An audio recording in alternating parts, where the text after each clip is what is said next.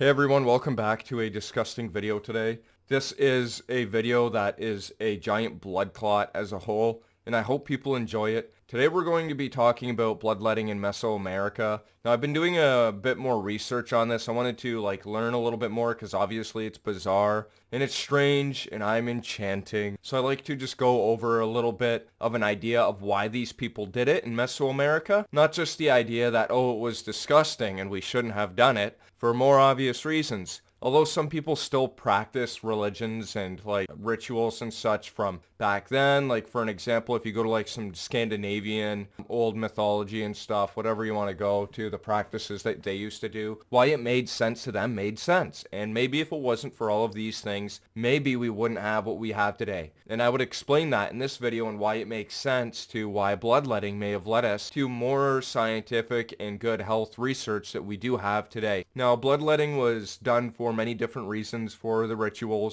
in Mesoamerica, mainly the Mexican people, although wherever you're from, maybe if you're watching this video, yeah, beg to differ, there's other areas of life that do that, and that's okay. I'm just talking about the idea of it as a whole, and it did happen in Mesoamerica. They did it for a socio-political type of ideology just to get out there that made sense to other people, and it did make sense, and obviously if it made sense to those people, it can make sense to other people even though things may have changed, and that may be a part of medical history as a whole or socioeconomic history now and spiritual experience. There's anima everywhere, energy, and something that someone built. There's passion, there's some empathy, there's some understanding in the way that it was made. So when you go and you think that something isn't meant to be the way that it is, it was meant to be like that in the first place, you should never go out there and say that what someone is doing is completely wrong. Unless you're walking across the street and there's cars coming, you can clearly see danger.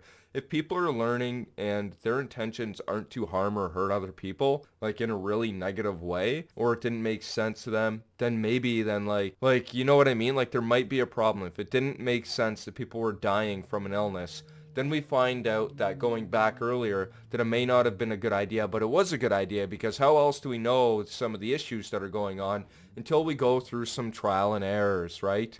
Trial of rights, I guess. And there were people from Spain or whatever. They came over to Mesoamerica and they thought that it was disgusting because there's different ways that people are letting out the blood. They mainly go for soft areas of the body, I guess in ways that it made sense, like the blood from your mouth. They would scrape your mouth with a needle or something really sharp, like a piece of obsidian from a volcano that erupted, and taking that rock, smashing it, and getting those really, really sharp slices of obsidian, which they would also make arrows out of and start shooting stuff with it, right?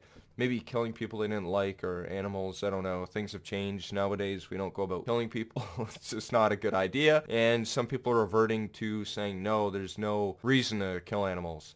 Anyways, yeah, animal sacrifices still happen today, and what they did with the obsidian, scraping their tongue, letting it bleed, and then what they would do, they would let that drip onto a piece of paper. I think it was called an amate, an amate. Hopefully I'm saying that right. Anyways, I'll leave a picture right here, and that is a piece of paper that they made for religious purposes. Let me take that back. Ritual purposes. Because I want to make it seem like it's more of the people and it's theirs and they sort of own it, but they didn't like our growth, for an example. So when we go into it, they would do bloodletting to sacrifice their blood as a form of life to whatever hierarchy there was up there. The anima that they had thought of, made up, or whatever it is. But yeah, life is just one.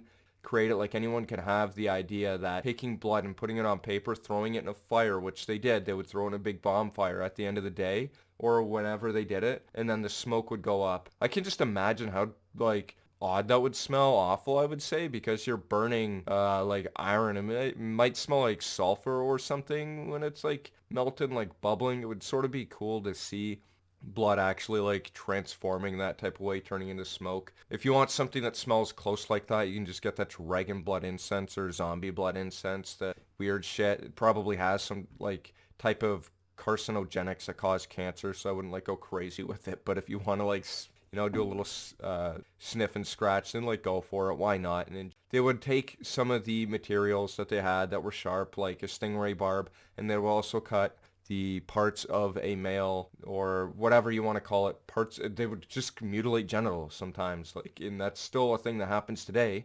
in different cultures and stuff. It might make sense to them. It's just not usually the right way of doing it. You got to teach people, and sometimes things take time, so you can't just take stuff away from people, as disturbing as that sounds. Like, for an example, when there's a change happening in life, it doesn't happen right away, but we have to get that as fast as we can. Like, I would say that's actually a job of some type of people to actually make social change throughout the communities.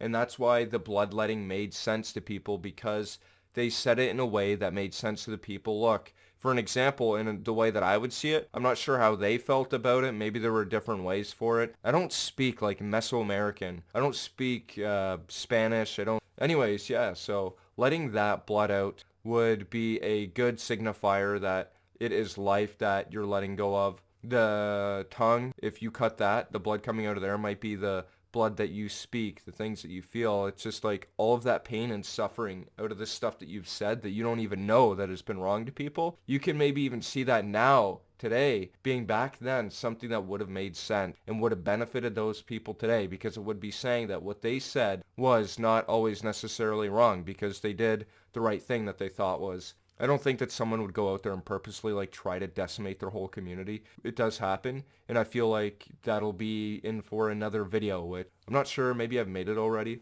Anyways, I'm gonna go crazy if I keep talking about this, but yeah, spilling blood from the orifice down there. They would take a stingray barb and cut it. And they said that, when I mean they, I mean like the Spanish people that came over and totally decimated a lot of everything. They would say that it was a disgusting act that they did. It was like gruesome, and they pretty much said it was like a circumcision, because it would like cut their whole body and it would look like a lopped ear or something. It just wasn't like that fancy. Like after that, like you can see why over time why we have blood infections, and maybe because of these things. They were social at a time. It was social and political, so it was structural based and social. It was a socio-economic community, the same as what we have and what I feel is today, because everything is a social structure that is made on science and research over time. These two things, they work together. It's more of like a big universe that like mixes itself with a bunch of different compounds and creates this ultimate universe that we would call life today. Instead of going out there and spilling blood, sending out diseases and illness, maybe this is something that led us to learn more about blood, the draining of it and such in more cultures. This is just an open-minded take on how or why these people did what they did. Yeah, that's bloodletting for you. There were many different ways of doing it. You can do it on animals, you can do it on people. I think the people are the ones more likely that you should do it to, because an animal doesn't say that it wants to be sacrificed, but maybe in a way it made sense back in the day. I feel like killing people is just not really necessarily the right way to go. And I get it, right? Like some people die at like the age of 25, but they're alive until they're 70, which doesn't make sense to a lot of people, but if you've been through pain, you might know a little bit of this. Anyways, thank you very much for watching. Please like, comment, subscribe, leave a comment down below, and have a fantastic fucking day.